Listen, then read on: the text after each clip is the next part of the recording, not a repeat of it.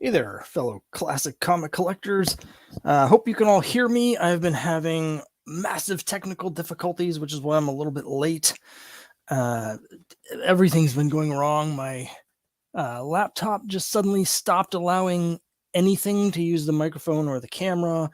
And then when I had to switch to different browsers, and then the browser crashed twice, and it's just been a complete mess. So I'm a little disorganized at the moment.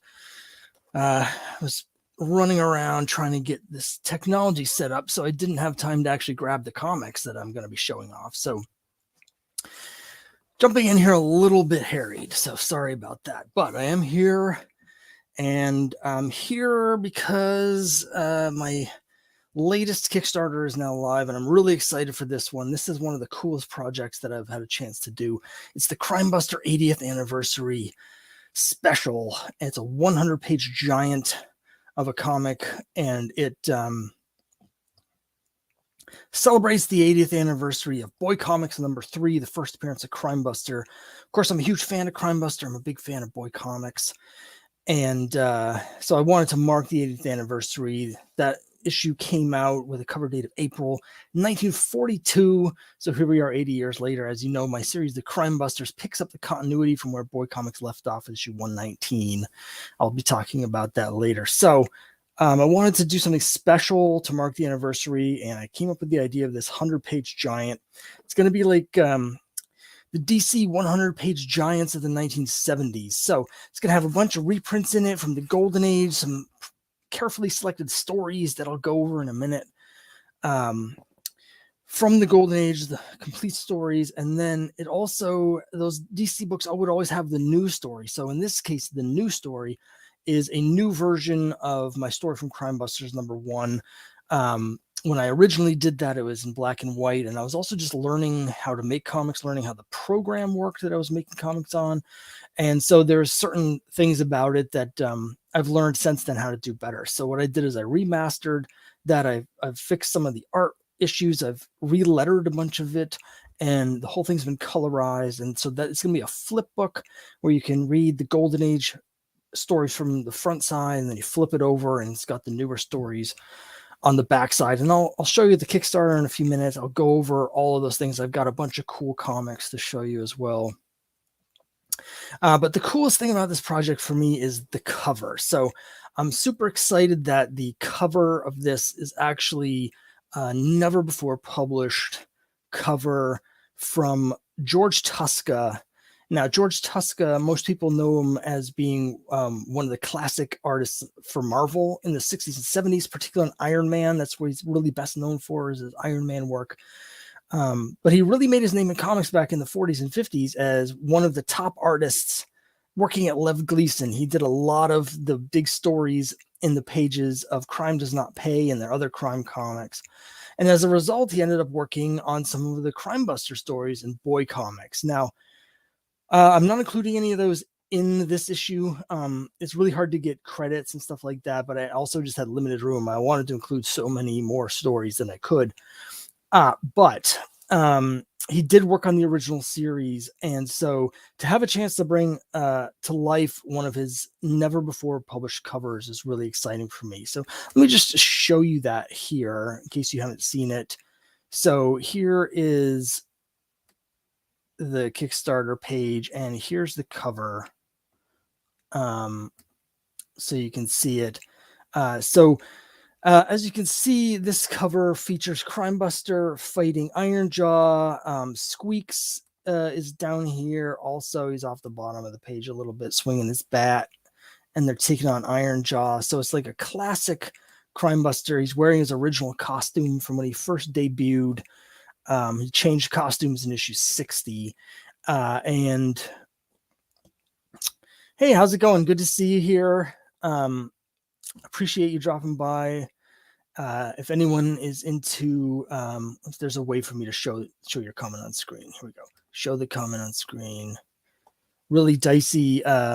Everyone, if you're interested in role-playing game stuff, I strongly suggest you go over to Really Dicey. My friends run that, and they have some really great content over there.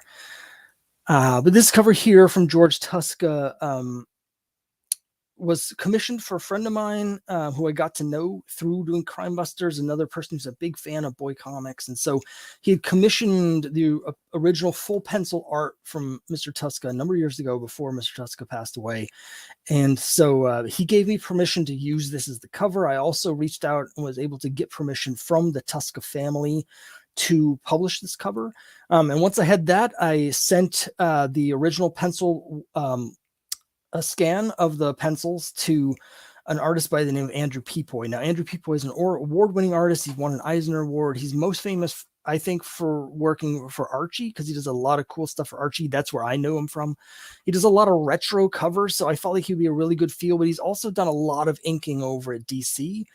He was one of the regular inkers on Fables for many years and Jack of Fables, and he's inked Batman and Green Lantern. And so I brought him on board to do the inks, and then my colorist, Shane, I'm not sure how to pronounce their last name.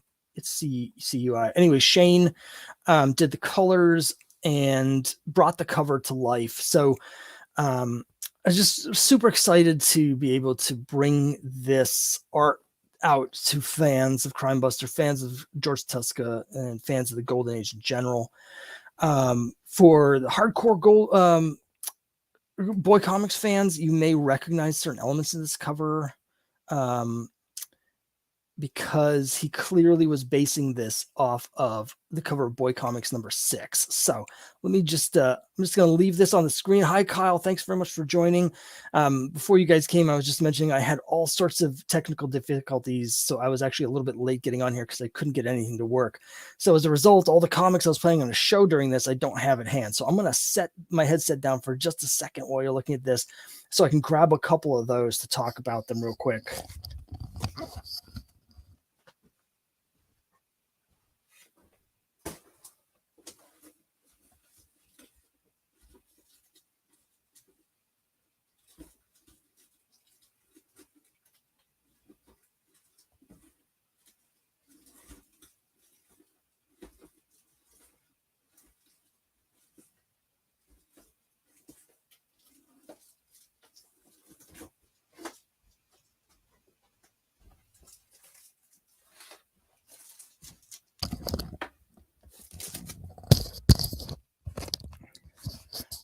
Okay, here I'm back. What I was just saying was, if you take a look at this cover here, the cover art, you may recognize, the hardcore boy comics fans, that this is based on the cover of this comic here, which is Boy Comics number 6.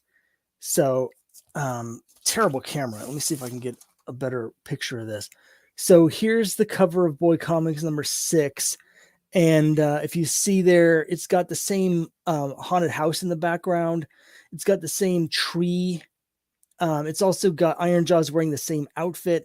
And on the original version here, Squeaks is using, for some reason, a stone hatchet. Whereas on the new one from George Tuska, he's using, as you can see here, he's using a baseball bat. But otherwise, it was clear as soon as I saw it, I was like, oh, he was definitely looking at the cover of Boy Comics number 6 when he drew this. It's like a 1 minute later sort of thing. So that was really cool for me as a hardcore fan of the series to see that work. Now, let's just go over the Kickstarter, I guess, a little bit, because that'll give me the chance as we're going through it to talk about some of the specifics. As I mentioned, it's a 100-page giant. And so the 2/3 of the book is going to be Golden Age reprints. Let me just skip down to that part and I'll talk about this stuff later. So here's the list of the stories that are going to be in here. And I just want to talk about those and show the original comics so you can understand why I picked these. It was really hard to decide which ones to actually pick. So the one that was obviously going to be a shoo-in in terms of the Golden Age story is his origin from Boy Comics number 3. Now, I do have Kyle, let me just interrupt myself. Kyle says, so ridiculously cool. You got a Tuska cover on one of your books. I know, right? It's crazy. It's really so cool.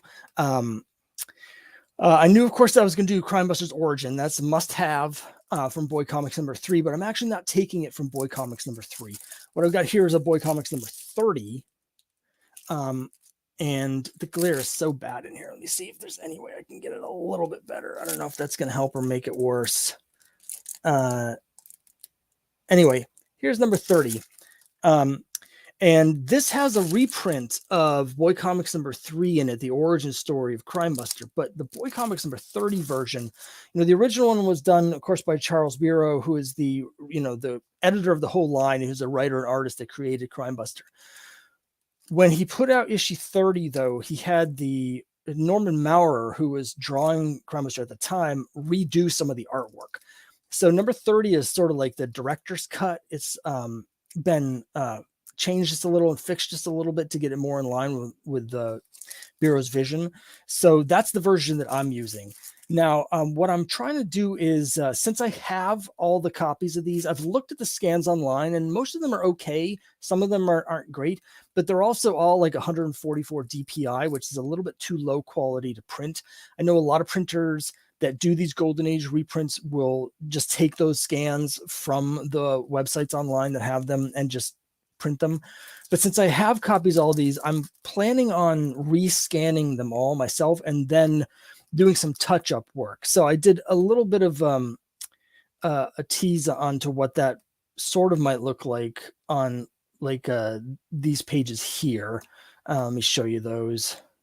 So like here's one where I basically, the whites, I tried to make more white, and even on a lot of the scans, the books are very brown and dark. So I just tried to touch them up a little bit with some digital work to make them crisper and more readable.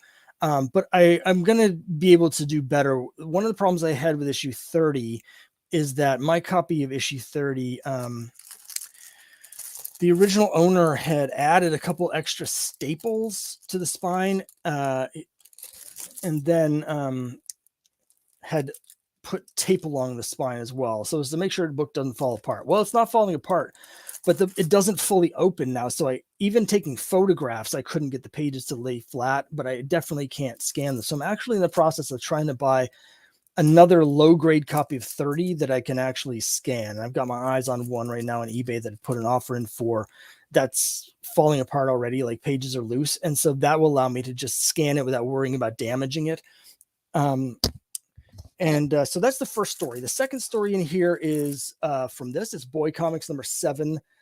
And the lead story of this, this is a very expensive comic because it has Hitler, Tojo, and Mussolini on the cover. Not the best version of them on Golden Age books, but they're not in the actual story. The story is maybe the most shockingly violent story I've read from the Golden Age, which is particularly egregious considering it was at a comic that was specifically intended for young children. But I'm including it because it inspired me to in my first issue of Crimebusters, Return of the Death Mask, and it references this story specifically, and it kind of inspired elements from it, because in here, one of the things the killer does, it's like there's people trapped in it's not a haunted house, but they're trapped in this mansion and someone's killing them all. And he wears this like hideous mask, like a big, tribal sort of, ceremonial mask when he's killing them to disguise himself. So I wanted to have that story, since it's referenced in Crimebusters number 1, and there's inspiration in there, and you can really get a feel for how shocking some of these Golden Age books were. And then the other 2 stories in Golden Age stories in here that I'm doing are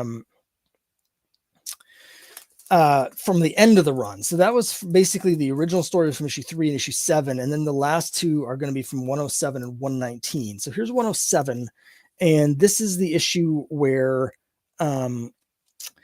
Crimebuster, basically they discover his inheritance has been wasted, and so he needs to get a job. And he can't get a job with Louver because he hasn't passed the civil service exam. So he has to go off to college.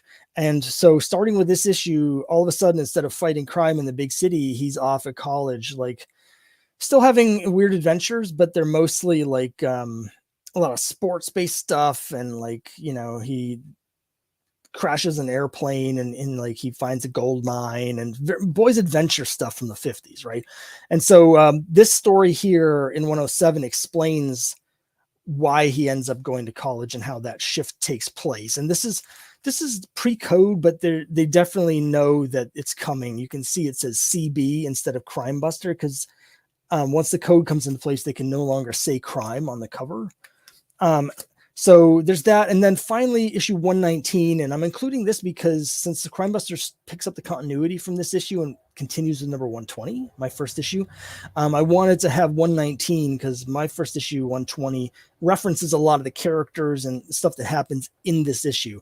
This is the longest issue of the series because it's all one continuous story. It's all like sports drama. It's 180 degrees away from the ultra violence in issue 7. So in this 100-page giant, you're going to get like the whole spectrum of the Crimebuster experience over the 14 years that series ran. And then the flip side of the book is going to have, again, it's going to have the Crimebusters number 1 reprinted, but I've touched up the artwork. I've redone a lot of the inking, a lot of the lettering, and it's been fully colored. So it's going to be a very different reading experience from reading the original black and white version. So I'm really excited to get all of these. You know, I want to make sure these are they're clean enough copies, but they're low grade. My number 7, the cover's detached, so I'm not too worried about it like getting damaged by scanning it because it's already in terrible condition. And you know, again, my 119 and my 107, it's worth it to me if they get a little bit beat up trying to scan them to have really clean, crisp, new printings and scans and prints in this so that people can read it, read a nice, real crisp copy better than the ones you can get online. So that's basically the plan for this here. The Kickstarter is going to run for 25 days and by the time the Kickstarter is done, I'll have all this done. I'm still in the process of fixing the art for Crimebusters. And I'm trying to buy a new copy, number 30. So I have that available to do scans from, but that'll be no problem. It doesn't take too long to clean up. Once I have the scans of these pages, as I said, I've done a few of them for the Kickstarter page to show what they'll look like. And, so I'm confident that I'll have all of this finished so that when the Kickstarter ends, there is a 2-week gap then before I get the money from Kickstarter, but I'll be ready to go ahead and send this to the printer as soon as the Kickstarter is done. Let's see. Kyle has a question. He asked if I have a Bureau autograph in my collection. No, I don't. You know, there's been a few things that I have missed out on recently. In that same ballpark, I just discovered the other day when I was looking for something for this Kickstarter that the original art for an entire Crimebuster story by Norman Maurer just sold at auction. Now, it was way more money than I could afford, but it was like, it wasn't the entire story now that I think about it, but it was like 10 pages of Norman Maurer art from the same Crimebuster story. And I think the lot sold for like $6,500. So that was something where I was definitely like, oh, if I could get one of those pages, you know, for a 1/10 of that, then that maybe. But no, I don't have a Bureau autograph. I'm saying Bureau, it might be Biro. I've gone back and forth with some people on this, and I don't actually know for sure. There's an interview in an issue of Alter Ego with someone that worked for him. And they have a pronunciation of his name there. So when I read that, I was like, oh, all right, now I finally know for sure. But then I talked to a friend of mine who knows other people that worked for him at Lev Gleason, and they told him it was the other way. So I don't know for sure whether it's Bureau or Biro. It doesn't seem like even the people that knew him are entirely sure how that was supposed to be pronounced. But as of now, I don't have his autograph. I know that I'm sure there's some out there. I know that he attended at least one comic convention in the late 60s or early 70s, and he may have been at more than one, but there's one in particular, the Alter Ego has an interview that he did at the convention and during a panel. So I'm sure they're out there, but I don't have any of them yet. So let's go back to the let me go back to the Kickstarter, show you a little bit more about that. So yeah, I just want to mention, so there's two, this is a slimmed down. Usually I have all these different variants and all sorts of different packages and stuff. It gets really complicated on my Kickstarters, but this time around there's just two versions. The regular edition is going to be a flip book. Well, they're both flip books. So the regular edition is going to have the Tuska cover on the front, and then you flip it over and it's going to have this cover by me, which is like a double homage to the format is to DC's 100-page giants from the 70s. And the art is an homage to the cover of Action Comics 500. And so I drew Trixie holding, it's an infinity cover, and it's got Trixie holding the comic saying, Crimebuster, this is your life story. And the original is Supergirl holding it, holding a copy of Action 500. So the artist's edition is going to be the same interior, but the front cover is not going to have any trade dress on it. So you can get like the full look at the art unencumbered. And then the back cover is going to have the inked line work from Andrew Peapoy before it was color, before anything else was changed. So you can really just see the purity of the artwork itself. You will also notice, if you look real closely at this, that there were actually a couple things I had to change. And it's heresy to be changing George Tuska's work, especially for just a dude like me. But he forgot to draw the stripes on Crimebuster's arms and legs. So that was basically it. I just had to add the stripes on Crimebuster's costume. Since he was looking at Boy Comics number 6, it's really hard to get a look at Crimebuster's arms on that cover. And so he hadn't seen that there were stripes there. And the cover of Crimebuster 6 actually has his costume wrong and has him with bare legs with shorts, but that's not his costume. He's supposed to have red tights under those shorts. So it's not really his fault. It's just the source he was looking at was kind of inaccurate. Oh, it's very generous of you, Kyle. There's a story from Charles Bureau. I'm sure I've mentioned this before, but Stan Lee was a huge fan of Bureau, and at one point he brought him in the late 60s to discuss the possibility of Bureau working at Marvel for Stan Lee. And apparently that conversation only lasted about a half hour, and then Stan bid him farewell and was like, that's never going to work, because the only person with a bigger ego than Stan Lee was Charles Bureau. But supposedly during that interview, Stan had asked Bureau for his opinion on what comics needed. And Bureau said, I think it was during the interview. It might've been during a different interview with him. But anyway, Bureau said something along the lines of, what comics is missing right now is Charles Bureau. So, yeah, anyway. So those are the two versions. There's going to be the regular edition. The regular edition is $20. And I'll say, I'm not really expecting to make any money on this campaign. In fact, I had been expecting, and we've been doing really well. I'll talk about that in a minute. I was expecting to lose money on this one. This is a passion project, as they all are, but I tried to at least break even on these. This one, I was sort of planning on taking a loss, because printing on demand a 100-page comic is very expensive. So it's $20 for the regular edition. And of course I had to pay for the art and a bunch of other stuff and other coloring. And then the artist edition is $25. But if you want both of them, there's a package deal where you can get the set of both of them for $40. So you'll get a discount on that. And then the only other reward to you can get the digital if you want. But then I also have what I call the Golden Age Collector's Jackpot, and that is it comes with both versions. It also has a Cthulhu versus Uncle Sam #1, both the regular edition and the Adventures into the Unknown #175 edition, where I revived the numbering and logo from that classic horror series. And then the Boy Comics variants for all 4 issues of Crimebuster. So issues 120, 121, 122, and 123. And then there's a set of the 12 trading cards that have come out so far that I've put out.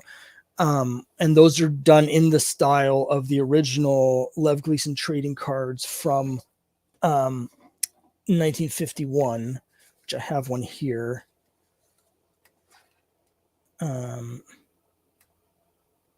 So here's the original Lev Gleason one of the original ones. This is one of the Crimebuster Squeaks, of course, from 1951. I've done all of the trading cards in my sets so far to look like those. So, like, for instance, here's Vera. I used the same yellow. I made the name a little bit bigger, but the original one had, there were 5 sets of 3. I've been doing sets of 5, but I picked up, that's why this one says set number 6 on it, because it's picking up the sets from the original cards as well. And so that's what you get with the Golden Age Collector's Editions. You get basically all the Golden Age editions of my different comics and the Golden Age trading card set. There is a discount for that since the story in Boy Comics 120 is the same as is also included in the 80th anniversary special. And the 80th anniversary special has the newer version that's colorized. I'm throwing in the Boy Comics 120 for free, and you're just paying for the other 3 if you end up picking that set. Kyle says, can we call you Stripesy now? I would prefer if you didn't call me Stripesy. Yeah, I prefer not to be called Stripesy. I'm pretty sure there's Stripesy. I don't know if you've seen the TV show Stargirl, but Stripesy is one of the main characters in that. So, I mean, no offense to Stripesy. It's actually a pretty good show, but yeah, so and we're doing really well. I guess one thing I just wanted to mention, like, I want to thank everybody, because I was really not sure what to expect on this. I set the goal at $900. That is not enough money to cover my costs. It's not really that close even. However, that was the point where if we raised that much, I would be comfortable with losing the rest of the money to put this out in the world and get this, because I really want this Tuska cover in my collection, and it is really cool to have it. But as you can see, we've already hit the $900 goal in the first day. So I launched this yesterday afternoon. So it's been a little more than 24 hours. It's been like 28 hours. We've already passed the $900 goal. So at this point, it looks like there is a possibility that I might be able to get to the break-even point. So that would be fantastic. I'm hoping over the next 24 days, we'll get a few more backers in here. But I really wasn't sure what to expect with this, because it is Golden Age centric. And it is a lot of reprints, but so far I've been really grateful and amazed at the support, and it's going a lot better than I thought it would. So thank you everybody who has backed so far. Anybody have any questions? It's 8:30. Usually I run these for an hour, but I'm not sure I have a full hour in me right now. But I do want to answer any questions if anyone has any. While you're thinking about it, I'm going to go get a quick drink of water. I'll be right back in a few seconds.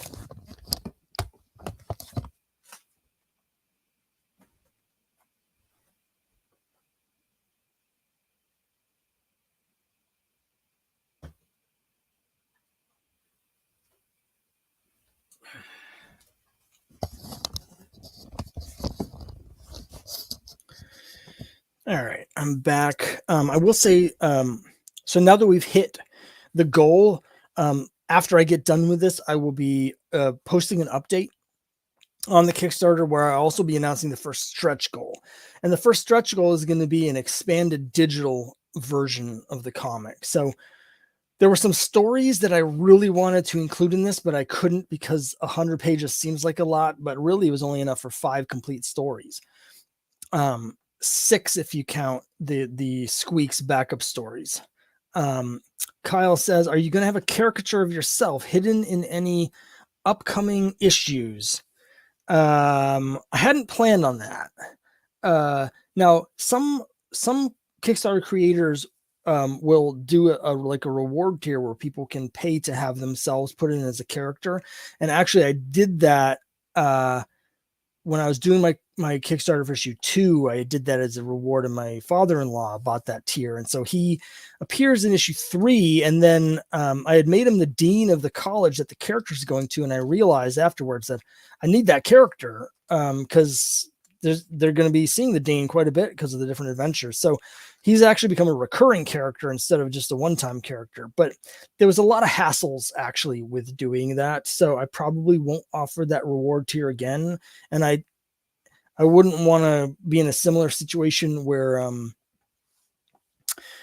I need to use a character as an ongoing character, and it's fine since it's my father-in-law. But if it was like a person, then I start to get some legal questions. So I'll probably leave that out. Kyle says your Hitchcockian moment awaits.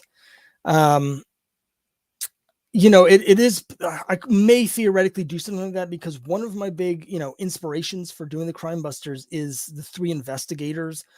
For those who aren't familiar with that, it's a series of mystery novels aimed at sort of a young adult or middle reader, more young adult, sort of for teens, that came out in like the 60s. And those originally were sponsored by Alfred Hitchcock. So they said Alfred Hitchcock presents the 3 investigators.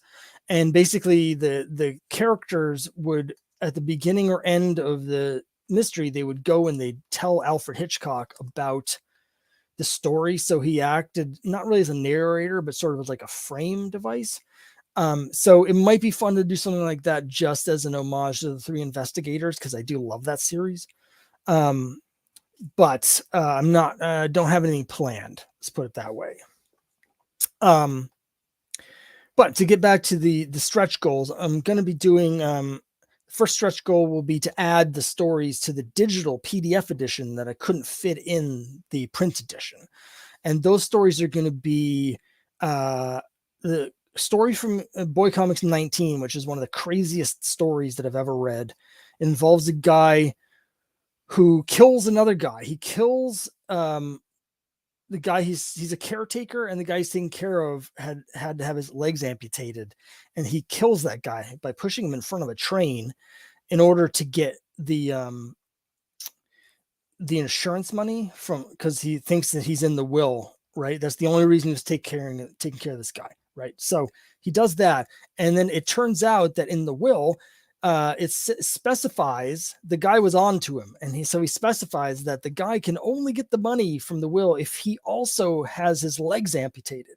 So there's this crazy story where the killer goes and has his legs amputated in order to get the money, and then it turns out like he has to spend so much money on the surgery and so much money on taxes and all this stuff that he hardly has anything left. And he tells the doctor he wants to like procedure reverse. And the guy's like, what are you talking about? Your leg? I just cut your legs off. And it gets crazier from there. So it's just bizarre. So that's going to be in the, expanded PDF edition if we hit the stretch goal. And then I'm also going to add in the story from issue 60 where, which is a meta commentary on the demise of superhero comics in 1949. And it's basically the supporting cast of the comic holds an intervention with Crimebuster to get him to wear pants instead of his superhero costume. So that's an all-time favorite of mine.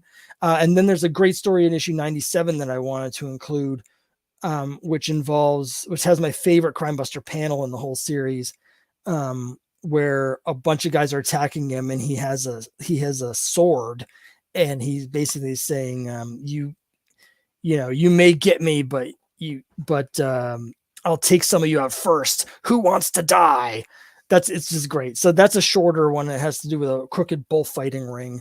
But those, if we get to the stretch goal, which I think is going to be $1,200 or $1,250, those will all be added to the digital PDF edition. So we can get those bonus stories. And I may also give out like some bonus comics from some people I know that like to do that sort of thing. So that's what we have in store for the stretch goals. Kyle says, how's your health holding up? It's up and down.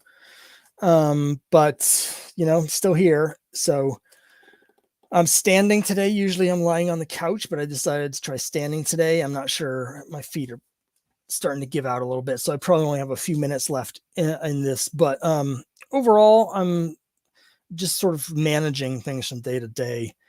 But thanks for asking. I appreciate it. Anyone else have any questions about Boy Comics, Crimebusters, the 80th anniversary special, or anything else completely unrelated? Anything's fine. We're all here to celebrate comics, so anything is fine. While I'm waiting, I will say that this is something that's going to be showing up in a later back issue haul video, because I just got it today, so I'm going to be recording it. It's a new comic. I don't buy many new comics. There's this new series called Love Everlasting from Image, which is sort of like it's kind of a romance comic. I haven't had a chance to read it yet, but I gather it has to do with like these immortal vampires and their relationship through the ages or something. I'm not really sure. But for the first issue of Love Everlasting, they did a bunch of variant covers, and some of them were done to look like old romance comics.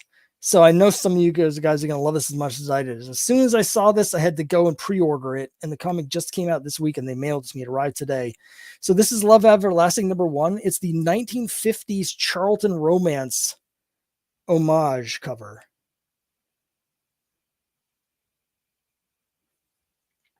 So there's the Love Everlasting #1 1950s Charlton cover. They even made it look almost as crusty, dingy, dirty, and disgusting as actual Charlton back issues from that period are, because they're notoriously terrible. But anyway, I thought some of you would find that interesting. It just came out this week, so you might still be able to get those.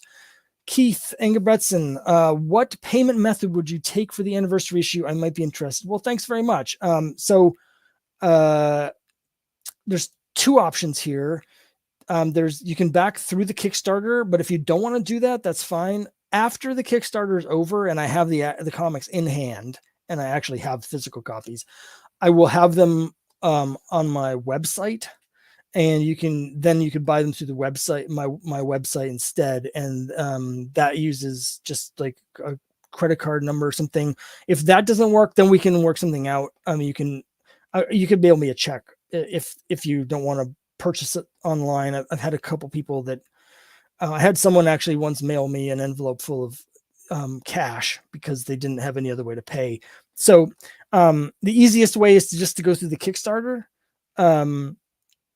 But if that doesn't work, you can, after the campaign's over, I'll have it on my website. That's probably going to be, with Kickstarter, it's going to be a month. It'll probably be at least 2.5 months until I have it in hand. But once I have that, I'll have it on my website. You could buy it that way, or if that doesn't work, you can send me an email and we'll figure out a way. You can send me a payment, a check or something like that. But we can figure it out if you're interested. I want to thank everyone for joining me. I see more people coming in. I'm actually starting to wind down a little bit, but I want to thank everyone for coming. I want to thank everyone again for backing the comic and just supporting the channel and everything. So thank you, everybody. And if anybody has any questions about anything, I'm still answering questions.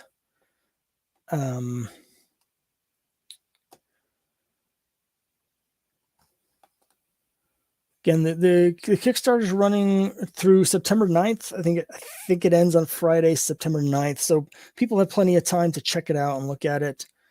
Again, by the time the Kickstarter ends, I should have all of the artwork done and have it ready to just go directly to the printer. So I know there's some people that have had some issues with specific creators on Kickstarter not fulfilling their pledges. I have definitely experienced that. The first Kickstarter ever backed, never they took the money and ran. And I have 2 other Kickstarters that I backed 3 years ago that have not fulfilled, and they keep giving updates about the project, but they never actually have put it out. So I get it. So I'm very careful to always have everything done by the time the Kickstarter finishes. So or at the latest, by the time I get the money from Kickstarter, which is 2 weeks later.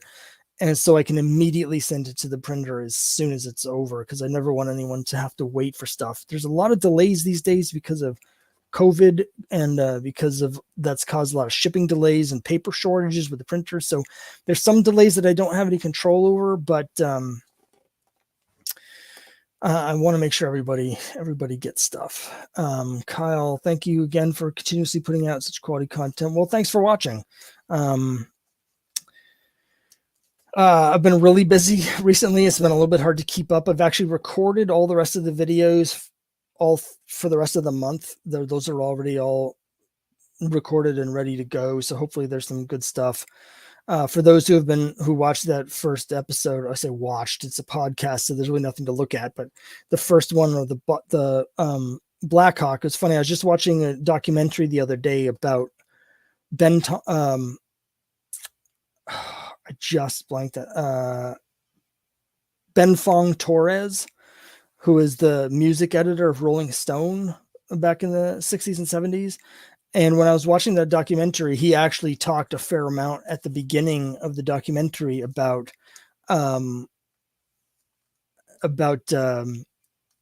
Blackhawk, and about how the character of Chop Chop was so racist that he actually had teachers that called him Chop Chop at school. So that was interesting. I had just posted that. Kyle, I was just thinking about that today. I'm so sorry that I haven't posted that. The only reason that the origin stories haven't been posted yet is simply because I've been so busy. They don't take a lot of editing, except for in order to get I put the issue numbers up on the screen, and I have to basically watch the entire video to get the time right. So but I was just thinking about that today. I'm going to try and get your origin stories out in September. Like I said, I already have the videos scheduled all the way up to the beginning of September, but next month, I'm gonna try and make sure I get the time to edit that and get that out. I'm sorry it's been so late. There's 3 other people that recorded origin stories with me that I also haven't, or 2 or 3 others that I haven't edited together either. And I planned on doing all those back in April or March, but I've just been overwhelmed with stuff. But it is coming. I will get that out. I want to make sure everybody sees it, and I do really appreciate you taking your time to sit down with me on that. And once it's ready and scheduled, I'll send you an email to tell you it's coming. So all right, I think I'm going to wrap it up here. Again, it's the Crimebuster 80th anniversary special. Let me just I think the link is in the description. Here is the link to the project if you haven't actually looked at it. There it is there. And well, Kyle, I'll get that up in September. I'm going to make sure that happens. And again, this got 24 more days. It ends on Friday the 9th. And when it ends on the 9th of September, I'm going to be doing another live stream to close out the party. I've got a bunch more comics coming up soon. I've really been working hard on making comics, and I'm planning on putting out a lot faster going forward. So I'm hoping to get Cthulhu versus Uncle Sam out in October, and then next year I'm hoping to get several issues out of different comics. So we'll see. I've got a bunch of comics I'm working on besides Crimebusters and besides Cthulhu versus Uncle Sam. They may not be out until 2024, but I am working on that. I'm working on a romance comic, like a one-shot, old school, with like several short stories. So I really want to get that out because I just want to have created a romance comic for my own collection. So anyway, that's all going to be next year, but I'll be doing more of these live streams because I'm going to be doing more and more of this stuff. So and I also have going to be posting soon. I'm almost at 600 subscribers, so there's going to be a 600 subscriber Ask Me Anything coming soon. I just haven't had a chance to record that video yet. But thanks everybody for watching. I really appreciate it. I appreciate all the support. Thanks very much for watching. I think I'm going to sign out now. And thanks again, everybody.